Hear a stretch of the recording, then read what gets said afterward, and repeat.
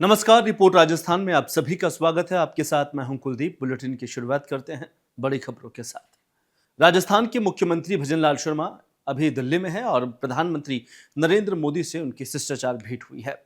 मुख्यमंत्री भजनलाल शर्मा करीब 1 घंटे तक प्रधानमंत्री आवास पर रहे और इस दौरान दोनों नेताओं के बीच प्रदेश से जुड़े कई महत्वपूर्ण मुद्दों पर विस्तृत चर्चा हुई। बैठक में राज्य के विकास योजनाओं, केंद्र की विभिन्न परियोजनाओं की प्रगति और आने वाले महीनों में राजस्थान के लिए निवेश और बुनियादी ढांचे के विस्तार जैसे विषयों पर बात हुई है। मुख्यमंत्री ने प्रधानमंत्री को प्रदेश में चल रही योजनाओं और हाल ही में हुए प्रशासनिक निर्णयों की जानकारी भी दी है। इससे पहले मुख्यमंत्री भजनलाल शर्मा 29 जुलाई को प्रधानमंत्री नरेंद्र मोदी से मुलाकात करने पहुंचे थे। इसके बाद 2 अगस्त को दिल्ली दौरे पर गए थे। इस दौरान केंद्रीय गृह मंत्री अमित शाह से भी मुलाकात हो सकती है। राजस्थान के वरिष्ठ आईपीएस अधिकारी गोविंद गुप्ता ने राजस्थान एसीबी में डीजी का पदभार ग्रहण कर लिया है।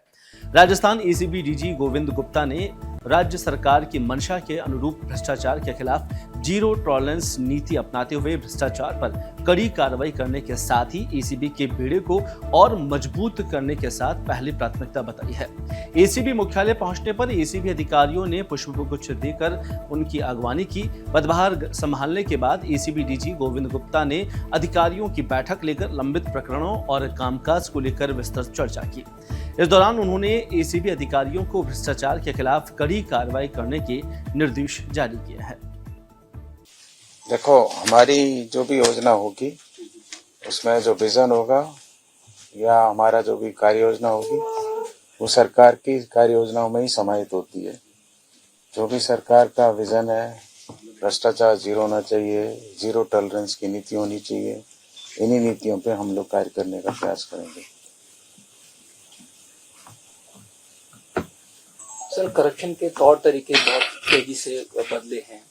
जो घूस लेने वाले व्यक्ति है वो भी बड़ा स्मार्ट हो गया, आजकल फोन पर टेलीफोन की बात नहीं करते। तो चैलेंजेस बहुत ज्यादा आजकल सामने आते हैं जब हम लोग एसीबी कार्रवाई करती है। तो इन चैलेंजेस को कैसे देखते हैं? टेक्निकली एसीबी और स्ट्रांग हो, इस पे भी कुछ आप प्लानिंग करें? देखो, जो 2 चीजें हैं, जो भ्रष्टाचार निरोधक ब्यूरो का जो काम होता है वो मेनली सूचना आधारित होता है। तो चाहे टेक्नोलॉजी कितनी भी बढ़ जाओ, चाहे काम करने की कॉम्प्लेक्सिटी कितनी भी बढ़ जाए, इम्पोर्टेंट ये है कि हमारी व्यवस्था में इतना लोगों का विश्वास हो कि वो जब भ्रष्टाचार से उनका सामना हो तो वो उसका मुकाबला करें, और हमने इतना विश्वास रखें कि वो हमारे पास आए तो हम वो पूरा काम उनका कर पाएं। आप जो करें टेक्नोलॉजी का, वो इन्वेस्टिगेशन का पार्ट होता है कि जब सूचना आ गई और हमारी कार्रवाई सफल हो गई, उसके बाद इन्वेस्टिगेशन हम किस तरह से करें कि उनके खिलाफ साक्ष्य सब आ सकें। तो उसके लिए हमारे यहाँ पर बेसिकली प्रशिक्षण कार्यक्रम चलते हैं। यदि कमी है तो उसकी बेसिकली ट्रेनिंग एकदम होनी थी। ये टेक्नोलॉजी इवोल्यूशन तो चलेगा। आज में कुछ भी टेक्नोलॉजी हम ट्रेन करेंगे, 1 साल बाद फिर प्रगति होगी, फिर टेक्नोलॉजी नहीं आएगी। तो ये कंटिन्यूस प्रोसेस है। हम लोग जब से घुसे तब से ट्रेनिंग करते आए, पढ़ते आए हैं। और जो नए बच्चे हैं, मुझे अच्छी बात यह है कि जो नए आईओज आ रहे हैं, नए अधिकारी आ रहे हैं, वो हमसे ज्यादा टेक्नोलॉजी फ्रेंडली हैं। तो उनको ये चैलेंजेस नहीं रहते। केवल इतना ही है कि उनको नज करना है, उनको ये बार बार गाइड करना है कि भाई आप टेक्नोलॉजी फ्रेंडली रहें, टेक्नोलॉजी को समझें, ताकि हम एविडेंस कलेक्शन अच्छा कर पाएं। टेक्नोलॉजी की विंग्स भी होती हैं, साइबर एक्सपर्ट्स भी होते हैं, तो प्राइवेट भी अपन हायरिंग करते हैं, सरकारी भी होते हैं। तो सारी व्यवस्थाएं जो आप बात करें वो इन्वेस्टिगेशन का पार्ट है। विश्व प्रसिद्ध पुष्कर पशु मेले में अश्व और ऊंट वंश की अटकेलियां विदेशी पर्यटकों को खूब लुभा रही है। विदेशी पर्यटक पशुओं के साथ देहाती ग्रामीण पशुपालकों की दिनचर्या के बारे में जानकारी लेकर उत्साहित नजर आ रहे हैं। पशुपालकों के रेतीले धोरे में खाना बनाने और रहन सहन के साथ पशुओं के खान पान के बारे में जानकारियां लेकर अपने कैमरे में कैद करते नजर आए हैं। पुष्कर मेला देशी विदेशी सैलानियों के लिए बहुचर्चित है। रेतीले धोरे में ऊंट और अश्वों के रंभाने की आवाज सभी के लिए एक अलग ही अनुभूति का विस्मरण करा रही है। उधर मेले में पशुओं की खरीद फरोख्त जैसे जोरों पर है। व्यापारी पशुओं के नस्ल, कद, चाल, दांत देखकर पशुओं का मोलभाव कर रहे हैं। यूनाइटेड स्टेट के 16 सदस्यीय विदेशी पर्यटक भी वहां पहुंचे और दल ने पशु मेला देखकर काफी रोमांचित हुए नजर आए। उन्होंने बताया कि यहां उन्हें कोई अंदाजा नहीं था कि उन्हें इतना भव्य और सुंदर भीड़ भाड़ वाला दृश्य देखने को मिलेगा। बंगाल की खाड़ी और अरब सागर में उठे चक्रवात के प्रभाव से राजस्थान में मौसम में बदलाव आया है। जयपुर समेत प्रदेश के कई जिलों में देर रात से और सुबह रुक रुक कर कई हिस्सों में बारिश हुई। प्रदेश में अब मौसम बदलने लगा है और एक और तापमान में भी गिरावट दर्ज की गई है। मौसम केंद्र जयपुर के निदेशक राधेश्याम शर्मा ने बताया कि दक्षिण पूर्वी बंगाल की खाड़ी में बना डिप्रेशन सिस्टम अब स्ट्रांग होकर डीप प्रेशर में तब्दील हो रहा है। यह आज और ज्यादा स्ट्रांग होकर चक्रवात में बदलेगा। यह चक्रवात 28 अक्टूबर को आंध्र प्रदेश के समुद्री तट से टकराएगा। इसके अलावा मध्य पूर्वी अरब सागर में डिप्रेशन सिस्टम बना हुआ है, जहां पर दोनों सिस्टम के कारण भारत के अधिकांश राज्यों में मॉइस्चर सप्लाई हो रहा है। इसका असर राजस्थान तक आ रहा है और 30 अक्टूबर तक प्रदेश में बारिश का दौर जारी रहेगा। देखिए, फिलहाल साउथ ईस्ट बंगाल की खाड़ी में जो डीप डिप्रेशन सिस्टम बना हुआ था, ये पिछले 24 घंटों में तीव्र होकर साइक्लोनिक स्टॉर्म मोन्था में परिवर्तित हो चुका है और इसके अगले 24 घंटों में तीव्र होकर सीवियर साइक्लोनिक स्टॉर्म बनकर आंध्र प्रदेश तट की तरफ आगे बढ़ने की संभावना है। एक और डिप्रेशन सिस्टम अरब सागर की खाड़ी में, ईस्ट सेंट्रल अरब सागर में पिछले कई दिनों से मौजूद है।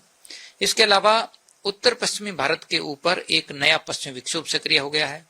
इन तीनों सिस्टम के जॉइंट इफेक्ट से दक्षिणी और दक्षिण पूर्वी राजस्थान में पिछले 24 घंटों से ही बारिश का नया दौर शुरू हो गया है। विशेषकर उदयपुर, कोटा संभाग, जयपुर, अजमेर संभाग के कुछ भागों में बादल छाए हुए हैं और सुबह से ही कहीं मध्यम तो कहीं तेज बारिश का दौर जारी है। पिछले 24 घंटों में सर्वाधिक बारिश खातौली, कोटा में 69 mm यानी भारी बारिश अब तक रिपोर्ट हो चुकी है। इस सिस्टम का सर्वाधिक असर अगले 48 घंटों तक खासकर दक्षिणी और पूर्वी राजस्थान के इलाकों में रहेगा। आज उदयपुर संभाग और कोटा संभाग के जिलों में कहीं कहीं मध्यम से तेज और कहीं कहीं भारी, अति भारी बारिश भी हो सकती है, यानी कहीं कहीं इन इलाकों में 100 mm से ज्यादा भी बारिश रिकॉर्ड की जा सकती है। इसके अलावा अजमेर, जयपुर, भरतपुर और जोधपुर संभाग के दक्षिणी इलाकों में भी अगले 48 घंटों के दौरान कहीं कहीं मध्यम से तेज तो कहीं कहीं भारी बारिश होने की संभावना है। इसके बाद यदि देखें तो दिनांक 29-30 नवंबर को भारी बारिश में जरूर कमी होगी। हालांकि दक्षिणी राजस्थान के कुछ इलाकों में हल्के से मध्यम दर्जे की बारिश की गतिविधियां जारी रहेंगी। वहीं दक्षिण पश्चिमी राजस्थान यानी जोधपुर संभाग में भी 29-30 अक्टूबर को कहीं कहीं हल्की बारिश का दौर जारी रहेगा। इसके बाद यदि देखें तो पूर्वी राजस्थान यानी दक्षिण पूर्वी राजस्थान के कुछ इलाकों में, दक्षिणी भागों में नवंबर की शुरुआत में भी हल्की मध्यम बारिश की गतिविधियां रहेगी। वहीं उत्तर पश्चिमी राजस्थान यानी बीकानेर संभाग, शेखावाटी क्षेत्र के ज्यादातर इलाकों में अगले 5-7 दिन मौसम शुष्क रहेगा। लगातार बादल छाए रहने और बारिश की गतिविधियों के असर से दक्षिण पूर्वी और दक्षिणी राजस्थान में अगले 48 घंटों में 5 से 8 डिग्री सेल्सियस की अधिकतम तापमान में बड़ी गिरावट होगी। बारिश की गतिविधियां थमने के बाद देखेंगे तो न्यूनतम तापमान में फिर से गिरावट होने की संभावना है। तो कुल मिलाकर के अगले 24 घंटों के लिए उदयपुर, कोटा संभाग और आसपास के जिलों में very heavy rainfall, thunderstorm, lightning के लिए ऑरेंज अलर्ट जारी किया गया है। वहीं अजमेर, इसके अलावा भरतपुर संभाग और जयपुर, कोटा, उदयपुर, जोधपुर संभाग के कुछ इलाकों में थंडरस्टॉर्म, लाइटनिंग के साथ मध्यम तो कहीं कहीं तेज बारिश के लिए येलो अलर्ट जारी किया गया है।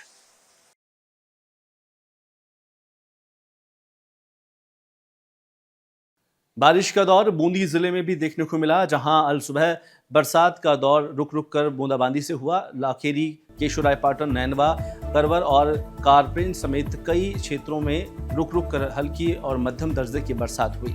इस बारिश से तापमान में गिरावट दर्ज की गई है। रबी की बुआई कर रहे किसानों को बड़ी राहत मिली है, जिससे उन्हें सिंचाई के लिए लाखों रुपए के डीजल की बचत होगी।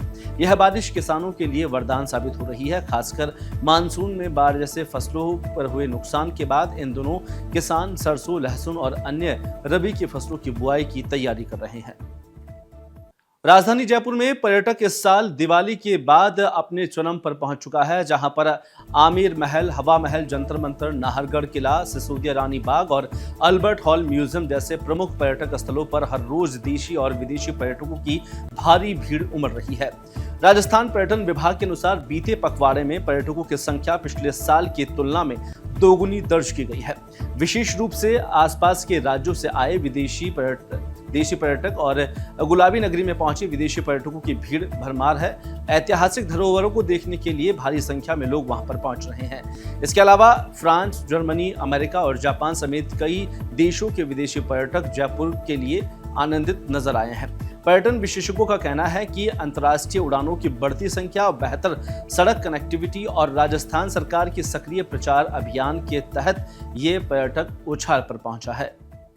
सिरोही जिले की रोहिड़ा ग्राम पंचायत में ग्रामीणों ने प्रशासक पवन राठौड़ के खिलाफ अवैध खनन और अतिक्रमण के आरोपों को लेकर विरोध प्रदर्शन किया। ग्रामीणों ने पंचायत कार्यालय के बाहर नारेबाजी कर कार्रवाई की मांग की। जानकारी के मुताबिक रोहिड़ा पंचायत के प्रशासक पवन राठौड़ ने अपनी पत्नी चेतना देवी के नाम पर पीपेला गांव के करीब 1.5 बीघा जमीन खरीदी थी। ग्रामीणों का आरोप है कि इसके बाद उन्होंने जेसीबी और डंपरों की मदद से अवैध बुआई कर लगभग 6 बीघा तक की जमीन पर अतिक्रमण कर लिया।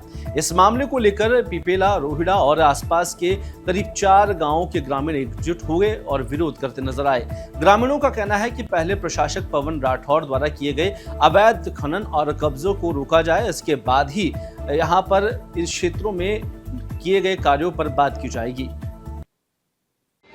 ग्राम पंचायत रोहिड़ा के राजस्व गांव पीपेला के अंदर कल शाम को खनन के विरोध पीपेला में मीटिंग रखी गई थी 4 गांवों की, जिसके अंदर ग्रामवासियों ने सबसे पहले मुद्दा रखा कि हमारे गांव के अंदर हो रहा अवैध खनन रोका जाए। जो ग्राम पंचायत के वर्तमान में तो प्रशासक है और पूर्व के सरपंच है, उन्होंने पत्नी के नाम से 1.5 बीघा जमीन इन्होंने खरीदी थी और आज की तारीख में उस जगह पे 5 से 6 बीघा जमीन बना दी है और आसपास की पहाड़ियों को खोदकर अपने टर्बो और अपने डंपरों के माध्यम से अवैध खनन कर व्यापार करते हैं। ग्रामीणों ने कई बार खनन विभाग को इसकी सूचना दी, लेकिन खनन विभाग द्वारा कोई कार्रवाई नहीं की गई, क्योंकि वह एक राजनीतिक पार्टी से जुड़े हुए हैं और वो भारतीय जनता पार्टी जिला के मंत्री हैं। ये बात जब लोगों के सामने आती है तो लोग ये कहते हैं कि ऐसी पार्टियों में जुड़ के अतिक्रमण करने के लिए अधिकारियों को दबा दिया जाता है। इसलिए इसको समय रहते प्रशासन ने यदि कोई उचित कार्रवाई नहीं की तो इसका बहुत भारी मात्रा में बड़ा जन आंदोलन होगा, जिसकी संपूर्ण जवाबदारी प्रशासन की रहेगी। इसमें उस व्यक्ति का नाम आपने नहीं बताया, क्या नाम है? पवन राठौड़ है, रोहिड़ा के सरपंच साहब आज भी है, प्रशासक है। ये तो रिकॉर्ड में है, सब रिकॉर्ड की बात छूट नहीं सकती है। उनकी पत्नी चेतना देवी के नाम से जमीन है 1.5 बीघा, रिकॉर्ड राजस्व में दर्ज है।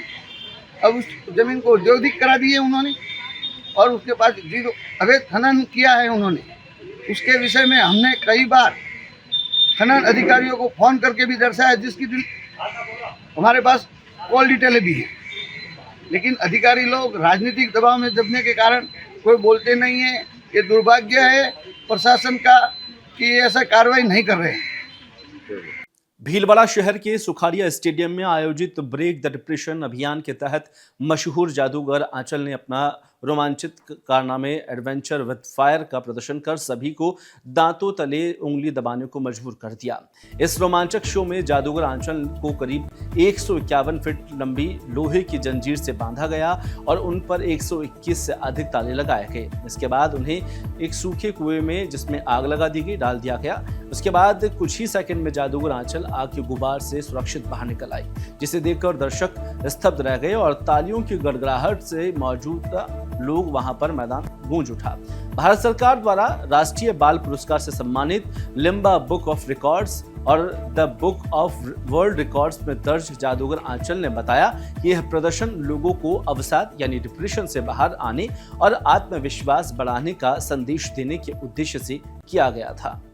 वालों को प्रणाम, नमस्कार, थैंक यू सो मच सभी के प्यार के लिए। आज हमने यहाँ पर एक ऐतिहासिक इवेंट किया है, जब मुझे 150 फीट चेन 125 तालों से बांधकर एक आग के कुएं में डाला गया था, मतलब घास के कुएं में, और उसमें आग लगाई थी। एंड हर बार की तरह ये पहली बार का रिकॉर्ड है कि इस बार फर्स्ट टाइम मैं बहुत जल्दी बाहर निकली हूँ। शायद बहुत सारी दुआएं मेरे लिए थी कि मुझे नहीं पता बाहर क्या सीन है, लेकिन बहुत फास्ट हमने आज तक की जितनी बार भी किया सबसे फास्टेस्ट रिकॉर्ड इस बार करा है। So thank you so much Bhilwara वासी, मेरे लिए इतनी सारी प्रार्थना इतने करेंगे। कम समय में आपने कैसे कर लिया मैम ये? सर यही बता दूं तो अगली बार थोड़ा देखने होंगे। सर ये मेरे जादू का पार्ट है। वेल मैंने कैसे किया वो महत्वपूर्ण नहीं है, महत्वपूर्ण वो संदेश है जो हम इस एक्ट के माध्यम से करना चाहते हैं। देखिए चेन, ताले, बॉक्स, आग ये जादू के उपकरण नहीं, ये प्रतीक है उन सभी चुनौतियों का जो हर शख्स कहीं ना कहीं किसी न किसी तरह से अपने जीवन में फेस कर रहा है। तो अगर चेन, ताले, बॉक्स, आग ये सबसे मैं बाहर निकल सकती हूँ तो आप भी अपने जीवन की सभी चुनौतियों से बाहर निकल सकते हैं और अपने जीवन को इस तरह जी सकते हैं जो दूसरों के लिए मिसाल बने। युवा पीढ़ी को संदेश? युवा पीढ़ी को यही की संदेश है कि देखिए अपने जीवन में ऑनलाइन फ्रेंड्स के साथ साथ में सच्चे दोस्त भी रखें, अपने परिवार से जुड़े रहें, प्रकृति से जुड़े रहें और जीवन बहुत अनमोल है, इसे नशे में या डिप्रेशन में या ज़्यादा फ्रस्ट्रेशन में इसमें ना लगा के मेडिटेशन करते रहें, अपने मन को शांत रखें और कुछ ऐसा करें कि आपके माता पिता का ही नहीं अपने पूरे देश का नाम रोशन हो। फिलहाल इस बुलेटिन में इतना ही, मुझे दीजिए इजाजत, नमस्कार।